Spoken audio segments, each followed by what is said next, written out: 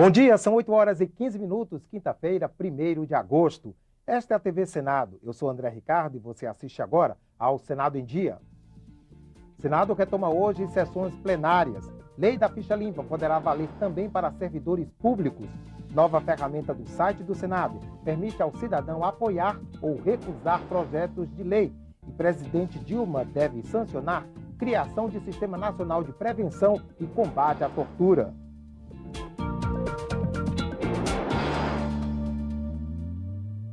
O Senado retoma hoje à tarde as sessões plenárias. A expectativa é de esforço concentrado para votar a pauta prioritária deste segundo semestre. Quem traz informações ao vivo sobre o assunto é o repórter Ronaldo Martins. Bom dia, Ronaldo. Bom dia, André Ricardo. As sessões de votação vão ser retomadas nesta tarde em um ambiente de muita negociação política. A pauta prioritária que foi estabelecida no final do primeiro semestre é extensa. Em muitos projetos ainda não há consenso entre os senadores. Na área da educação, por exemplo, uma das matérias que segue em regime de urgência e que já está pronta para ser votada em plenário é aquela que estabelece o transporte público gratuito para todos os estudantes do país. Os recursos viriam dos royalties do pré-sal. O líder do governo, o senador Eduardo Braga, disse que não são recursos suficientes. Por isso é preciso, antes de votar a matéria, definir as fontes de financiamento do transporte gratuito. Na área da saúde, uma comissão especial foi instalada, ela é liderada pelo senador Humberto Costa, para definir o financiamento do setor. Uma das propostas que está circulando entre os senadores é aquela que estabelece que 10% da receita bruta da União deve ser destinada à área da saúde. Um outro tema polêmico. As matérias que vão ser votadas nesse semestre, que fazem parte dessa pauta prioritária, foram estabelecidas a partir das demandas que vieram dos protestos que aconteceram em várias partes do país. É o que mostra a reportagem de Glauciene Lara. As manifestações imprimiram ritmo mais intenso às atividades legislativas. O Senado definiu uma pauta de projetos prioritários, alguns deles votados no fim do primeiro semestre, em sessões que vararam a madrugada.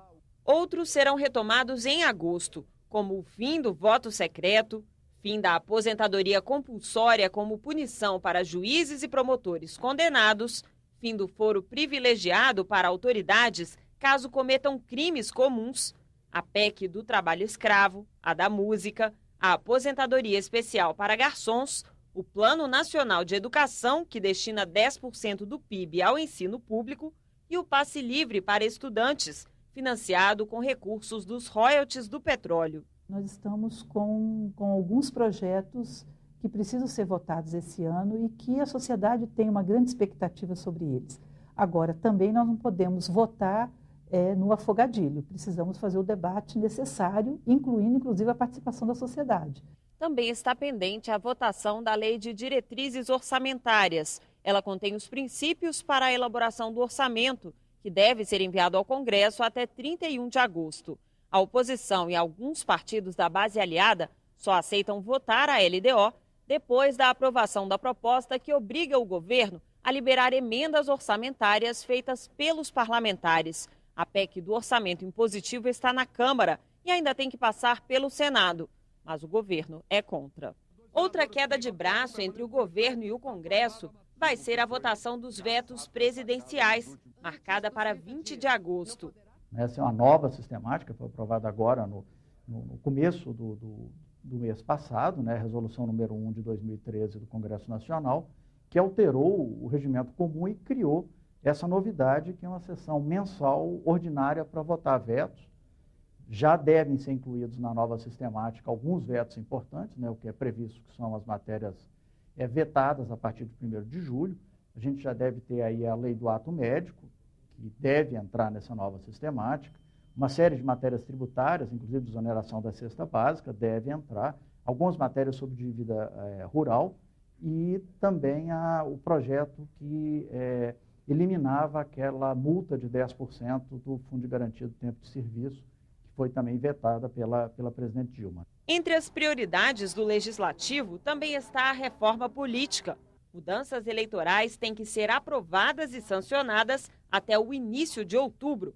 para valerem nas eleições do ano que vem.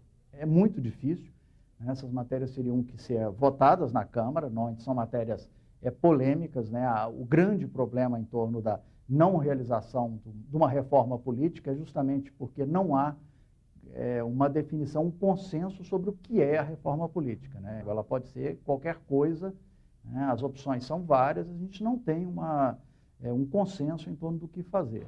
A reforma política é uma das demandas das manifestações, que, na opinião do cientista político João Paulo Peixoto, vão continuar este semestre. As mudanças ainda não vieram. Estamos assistindo a um processo de reivindicações fortes, não é?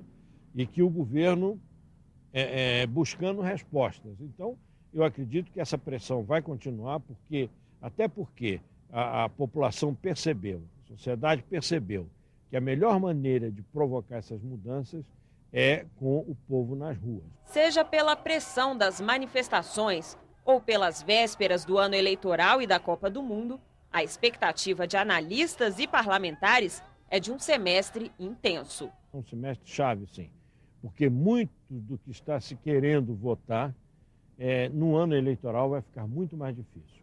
E depois é preciso que se aproveite a pressão das ruas, é preciso que se aproveite a opinião pública a favor dessas mudanças, porque tudo fica mais fácil. O senador José Sarney foi transferido ontem à tarde do Hospital UDI em São Luís para o Sírio-Libanês, na capital paulista, para dar continuidade ao tratamento de uma infecção respiratória aguda. Sarney, de 83 anos, passou mal na madrugada de domingo, quando foi internado.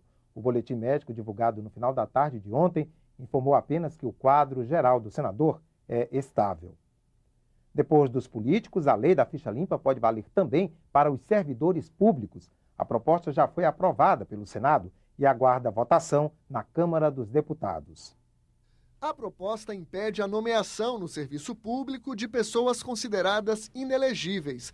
Quem tiver o mandato cassado, renunciar para evitar a cassação ou for condenado por decisão de órgão colegiado da Justiça. Ninguém suporta mais assistir frequentes e degradantes espetáculos de enriquecimento ilícito e lesão do erário público.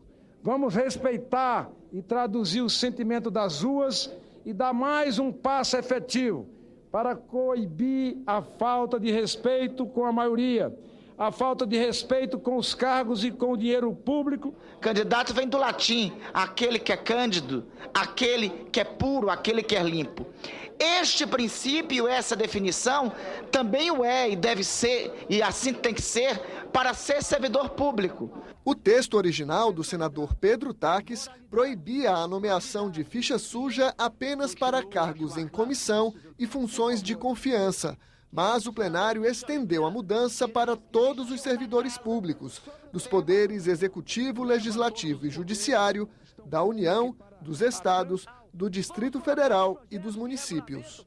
O servidor público, ele precisa ter uma vida passada, uma vida pretérita, sem qualquer nódoa, sem qualquer mancha. Nada mais justo do que isso se aplicar exatamente na esfera do serviço público, onde, indicado pelos agentes públicos que submetem ao processo eleitoral, os cargos em comissão ou até o assumimento, poderíamos dizer assim, das tarefas de direção, a exigência também será aplicada. Na votação em segundo turno, os senadores retiraram do texto um artigo que impedia a nomeação de condenados por crime doloso que não esteja ligado à administração pública. Imagine um cidadão, ele comete um furto, furtou uma galinha, um pato, um marreco.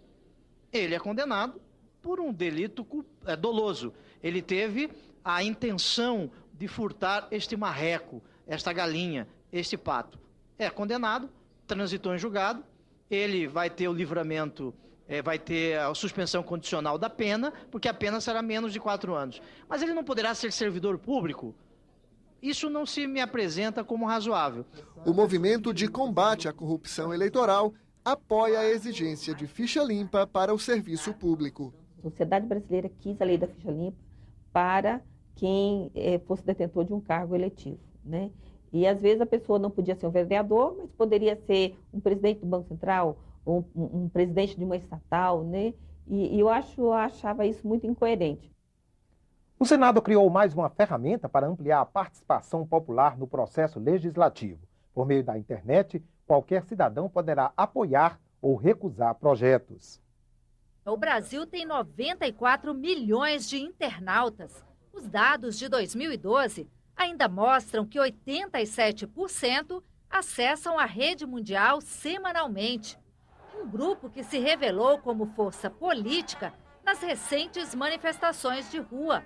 Convocadas pelas redes sociais, milhares de pessoas pediram mudanças estruturais no país e pautaram o Congresso. Se existe alguém que pode e deve pautar o Congresso Nacional, é exatamente a sociedade brasileira. A internet tem sido uma importante aliada para aumentar a participação popular no trabalho legislativo. Desde maio do ano passado, os cidadãos podem acessar o portal e-Cidadania para sugerir debates e até projetos. Se a ideia para uma nova lei receber o apoio de 20 mil internautas, segue para análise das comissões. Uma nova resolução aprovada pelos senadores vai garantir que a opinião da sociedade esteja presente também em cada etapa da votação de uma matéria no Senado, seja nas comissões ou aqui no plenário.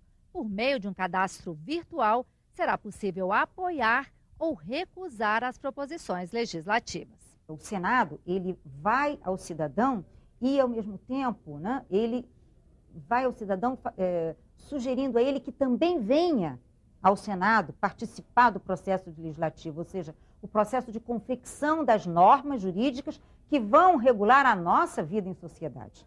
Para a assessoria política do Instituto de Estudos Socioeconômicos, uma organização não governamental sem fins lucrativos, a iniciativa é bem-vinda, mas é preciso garantir que a opinião das pessoas seja respeitada. Isso é uma ferramenta, é um mecanismo, é um canal que se criou. Agora, se ele realmente vai funcionar, aí vai ser a prática que vai nos mostrar. Nós temos que ver como que vai ser a recepção do parlamento, né, às opiniões da sociedade, aquilo que a sociedade está tentando interferir, aonde ela quer colocar a opinião dela.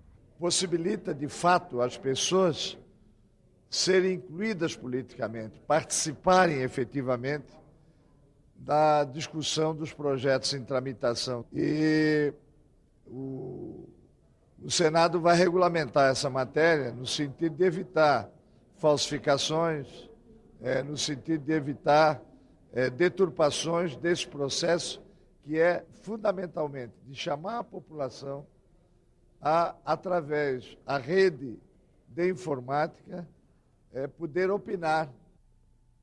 A presidente Dilma Rousseff deve sancionar até amanhã o projeto de lei que institui o Sistema Nacional de Prevenção e Combate à Tortura.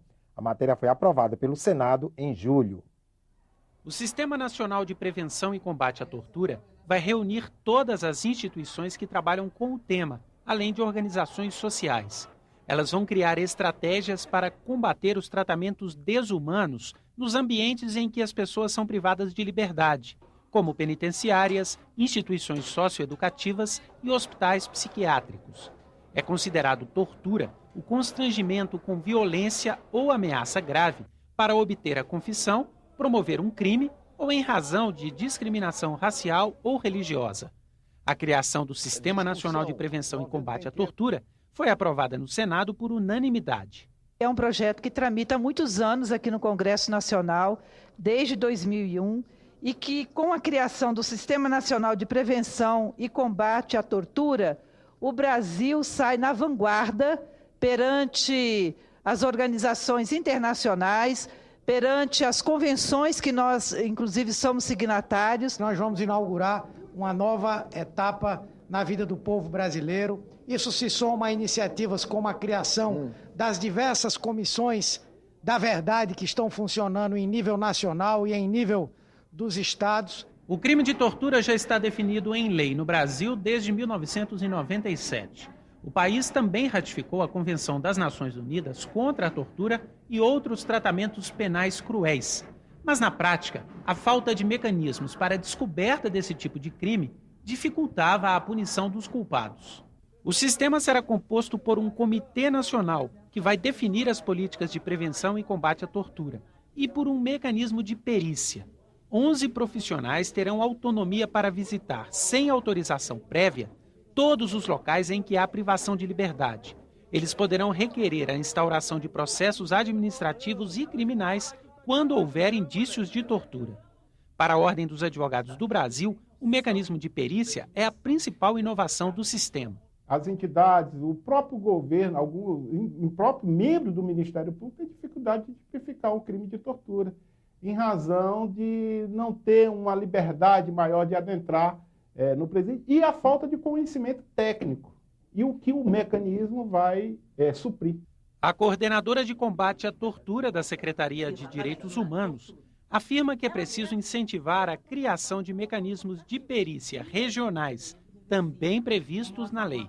É essencial que os estados estruturem mecanismos independentes nessa mesma configuração e atuem diretamente nas suas unidades. Esse é o grande papel desse grande sistema, é trazer a proximidade e o acesso das pessoas a esse local invisível, que são as instituições totais, as instituições em que muito poucas pessoas têm acesso. O Senado em Dia termina aqui. No decorrer da manhã, você acompanha outras informações nos boletins do Senado Agora. Enquanto isso, continue assistindo a nossa programação.